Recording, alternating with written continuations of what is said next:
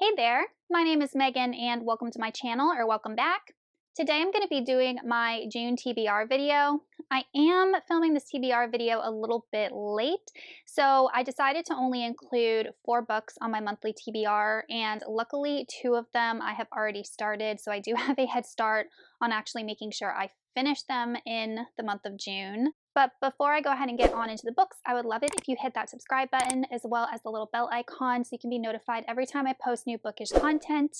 I am a little bit off of my normal filming schedule, but normally I film and post videos Monday, Thursday, and Saturday.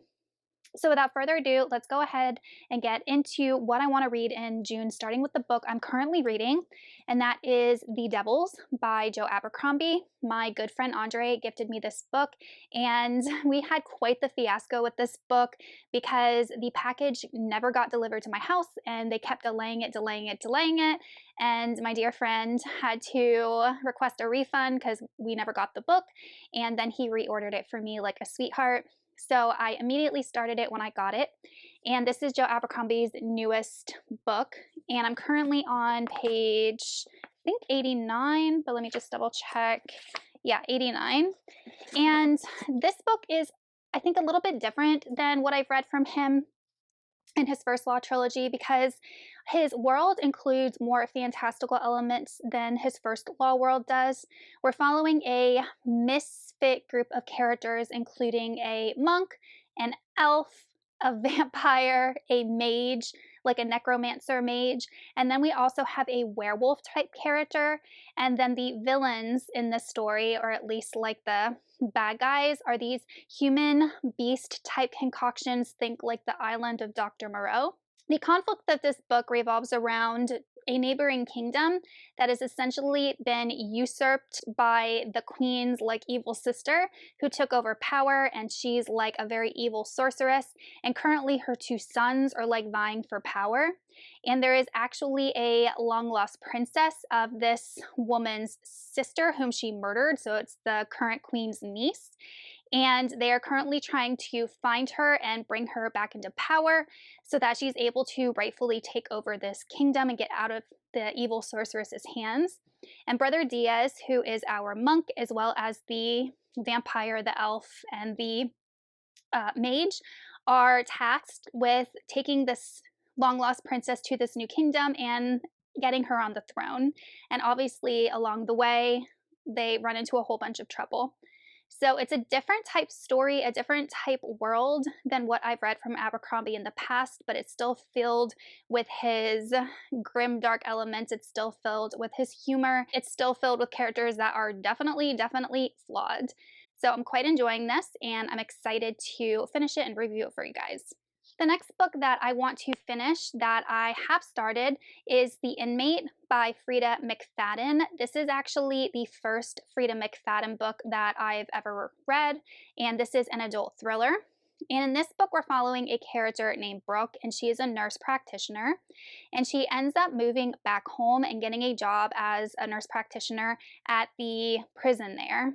And stationed at the prison there as an inmate is her ex-boyfriend, Shane, who, when they were teenagers, tried to murder her and has also been accused of and convicted of murdering a couple of other teenage girls.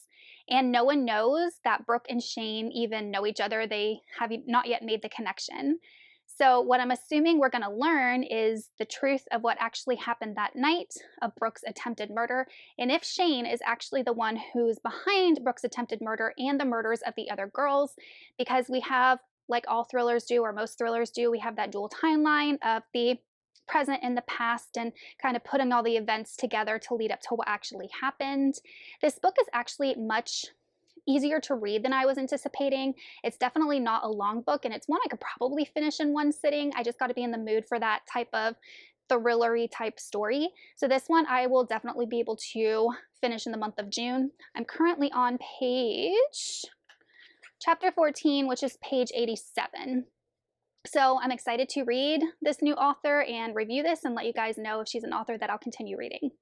Next is a book that I actually wasn't planning on purchasing or even reading, but I've seen a ton of good reviews for it that say it is not like what they expected. And I've read a ton of books by this author anyway, and I found it at my used bookstore. And this is Swordcatcher by Cassandra Clare. It's been a while since I've read a Cassandra Clare book, but this is a brand new fantasy by her that is completely separate from any of her Mortal Instruments or that world and everything. And I found books 1 and 2 at my used bookstore, so I purchased both of them. And I did start reading this, but I only got through like page 17. But I figured, hey, I already started it, might as well just include it on my TBR. In this book, we're following an orphan named Kel, and right at the beginning of the book, he is picked up to be a body double for Prince Connor Aurelian, and these two boys develop a relationship. They become like brothers, very, very close. Kel looks a lot like Connor, which is why he's able to be his body double. Then we're following a character named Lynn, and she is one of the few remaining people of a community that possess magical abilities, and they're forced to live behind the wall of this kingdom. But because Lynn is a physician, she is allowed to travel outside the wall to treat people. One day, a failed assassination attempt brings Kel and Lynn together, and they uncover some secrets about a criminal mastermind who runs the criminal underworld of this kingdom known as the Rag Picker, and they become involved with him and unravel an entire web of mysteries and corruption and secrets that reaches all the way up to the palace itself. And I've heard that this book is actually way more political, and there's a lot of intricate intrigue than would be expected in a Cassandra Clare book, which is what got me interested in reading it. And I'm curious to know if Lynn knows if Kel is the body double or if she thinks it's actually the prince. So I don't know that yet.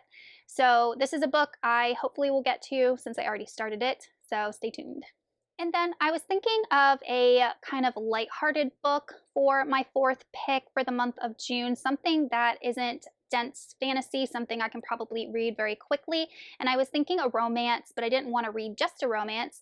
And then I remembered that I had this book, Calamity by Constance Fay. And this is a sci-fi romance, which I don't think I've ever read that specific genre before, and it looks like it's pretty short. In this book, we're following a girl named Temperance, and she is part of, or was part of the, I guess, 10 wealthiest families of this galaxy. And right now, she's just trying to keep the crew of the spaceship where she's employed together after their captain completely ditched and abandoned them. She's currently drowning in debt, and her ship engine, because of new advances in technology, is about to become obsolete. So Temperance is really not having a good go of things lately.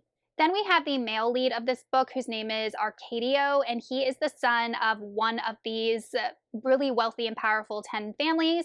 The two of them inadvertently get involved together when they are sent off on a scouting mission to this backwater planet. There is definitely an attraction between the two of them, but Temperance doesn't know if she can trust Arcadio because she knows he has ulterior motives. But as the story progresses, those motives and secrets are unveiled, and will their budding romance be able to withstand it? So I feel like this is a book that is both sci-fi, which I love, as well as romance, so it fits the mood that I was looking for, and I'm excited to start a new author because I have never read anything by Constance Fay before. Okay, you guys, that is my June TBR, just my reading plans since I am starting my TBR a little bit late. And I do have some plans in the month of June, actually quite a few plans that might inhibit how much reading I'm able to get done. I do have the audiobook for The Devils, so hopefully that will be able to help me get through it faster. I'm not gonna lie to you, I have put the audiobook on every single night for like the past 3 nights.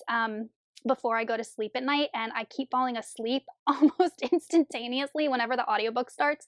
So I haven't even gotten through any part of the audiobook. I've just been physically reading The Devils. So, but I have it. Anyway, there you are, guys. Let me know in the comments some of the books you plan on reading in the month of June, or maybe some books that you have already read, as well as if you have read any of these specific books and your thoughts on them. Thank you so much for watching, and I will see you all in another video soon. Goodbye.